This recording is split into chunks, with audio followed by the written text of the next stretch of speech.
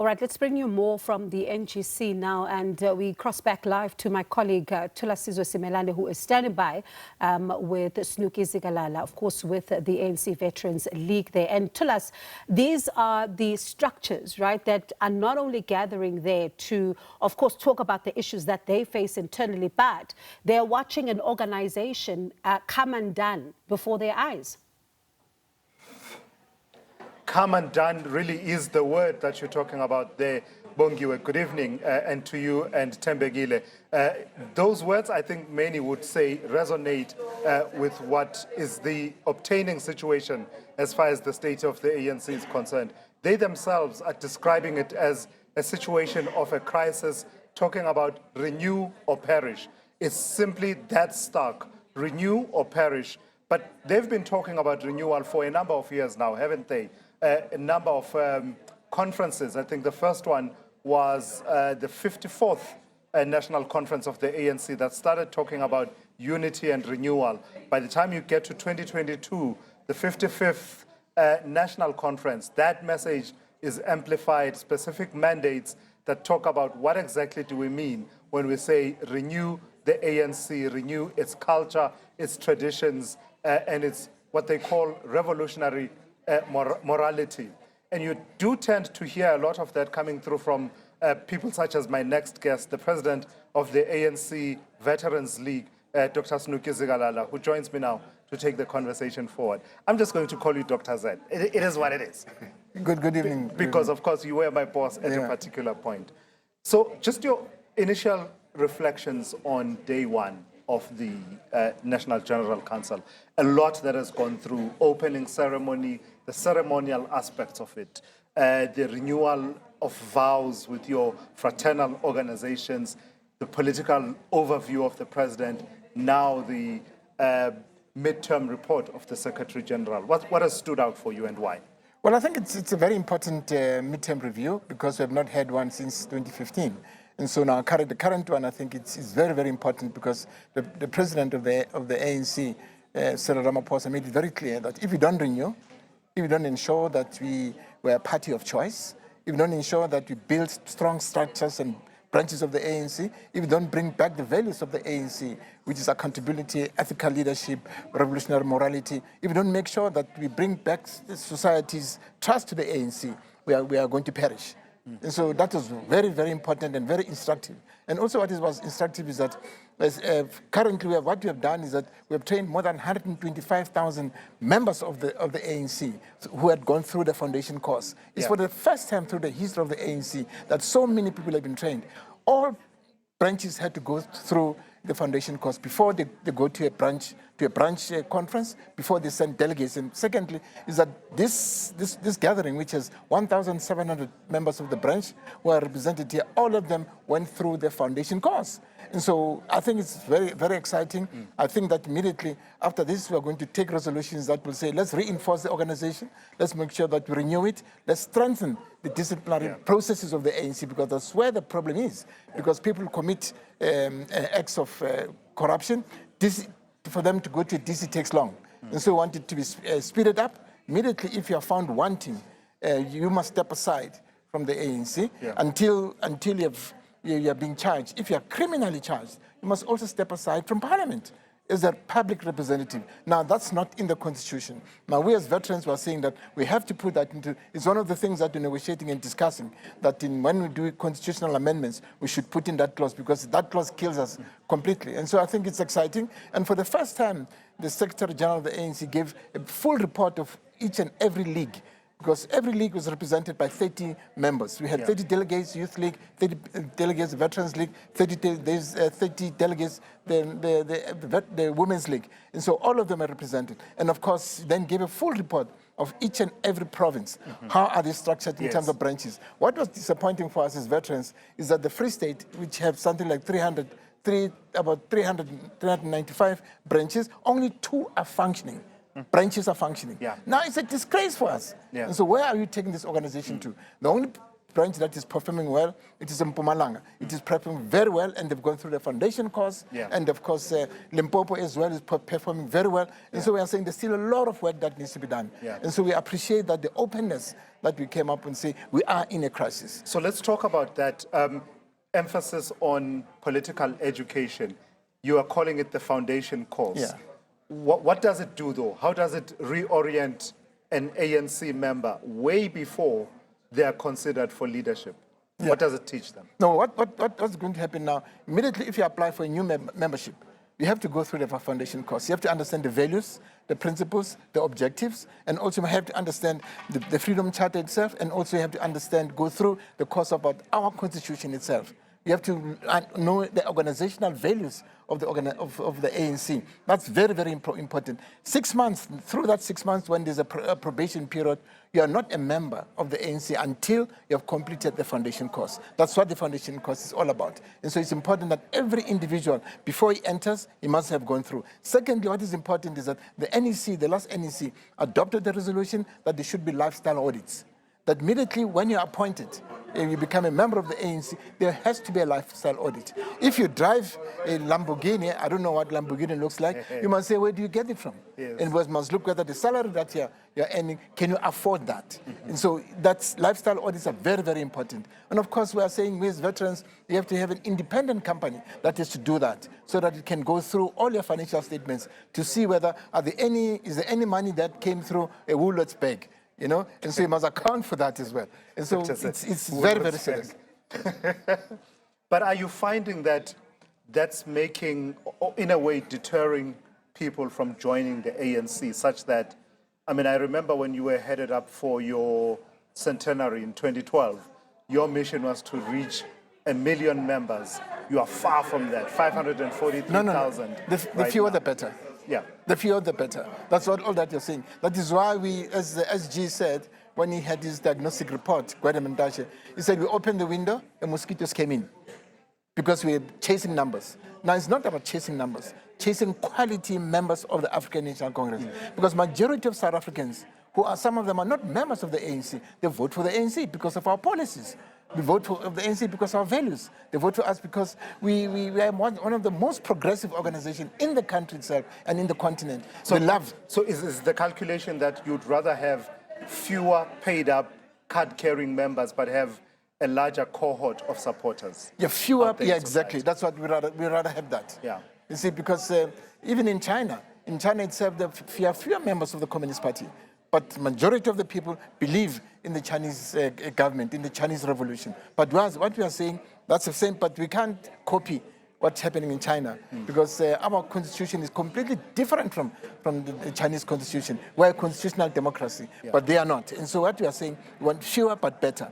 If it's better to have quality cadres who will be able to deliver on our values, on our principles, and also make sure that they sing what the ANC wants them to do. Yeah.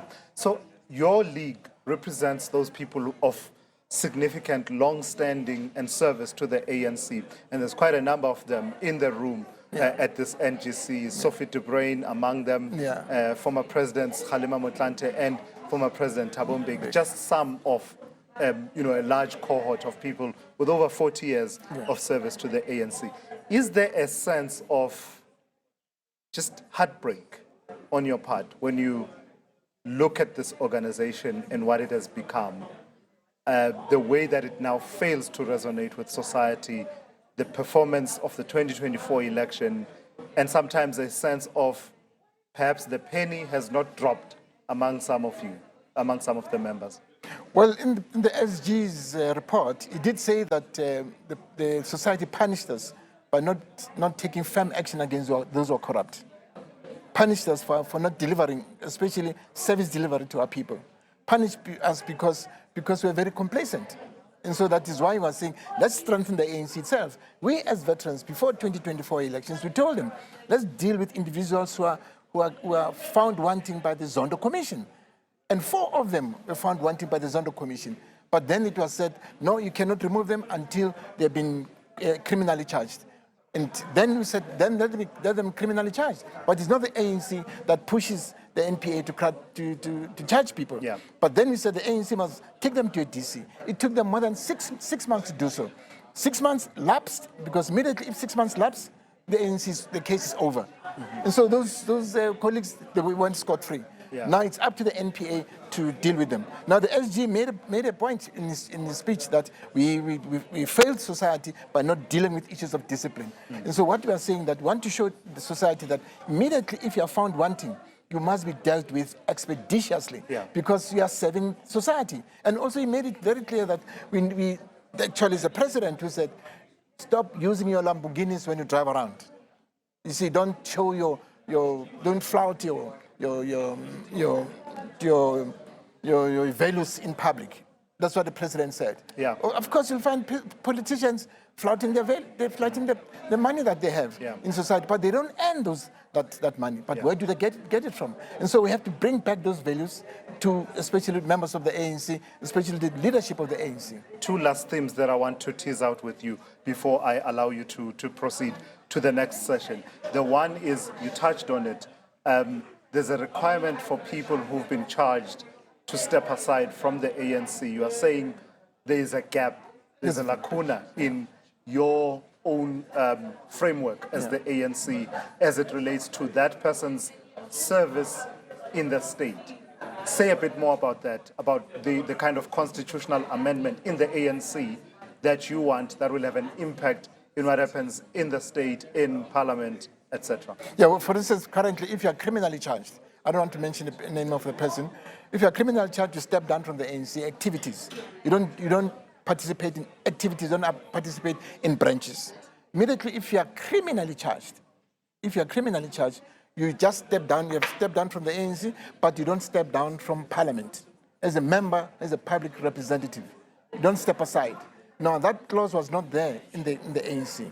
And so the SG find it impossible to say to a person who's been criminally charged not to go and represent the ANC in parliament.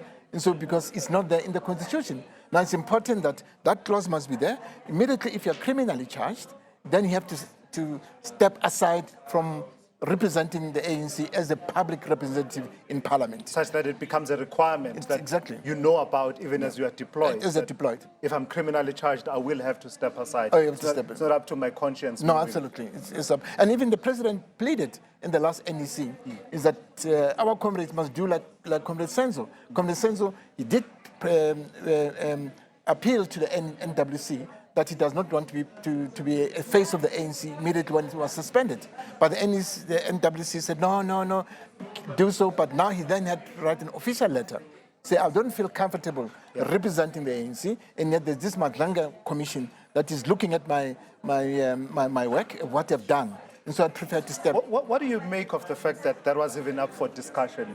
That the NEC battled with that concept and initially didn't accept his proposal that he wanted to. It was not the NEC, it was the NWC. NWC, yeah. But I think the people are coming to their senses now that it should not happen. And the president mentioned it in the last NEC, saying that immediately if you are found wanting, even if you are not charged, can you kindly step aside, step down, step aside. Yeah. That's why the president appealed. Said, let's all do it like Comrade Senzo did it. But whether it will happen, we don't know. But we as veterans, we are saying it should happen that way. All right, so the last theme I wanted to tackle with you, Dr. Z, level with us. Why should this not be the platform where the conversation about succession starts, given that the ANC president, even though there's a lacuna or caveat that could possibly allow him to stand for a third term, but sense says he's unlikely to even seek that third term as ANC president. And we know that as far as country president is concerned, that's settled. Yeah. 2 terms and he's done.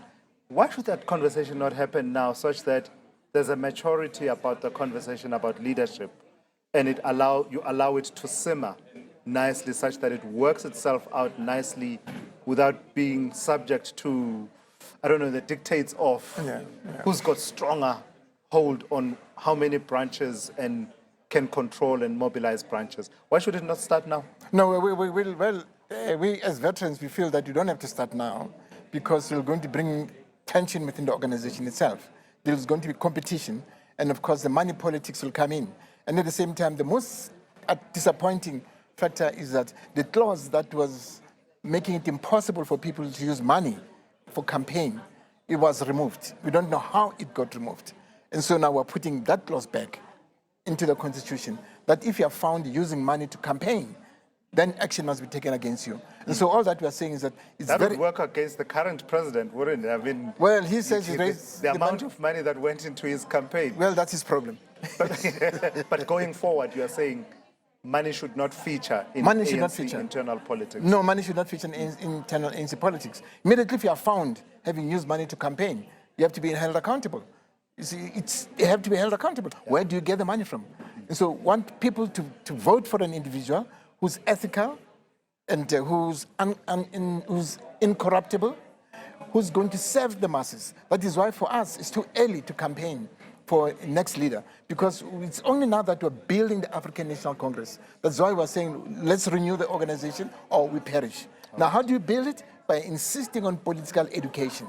If people who are going to elect a leadership, there must be people who are conscious that that person, I trust him, I trust that he will be able to serve us as society.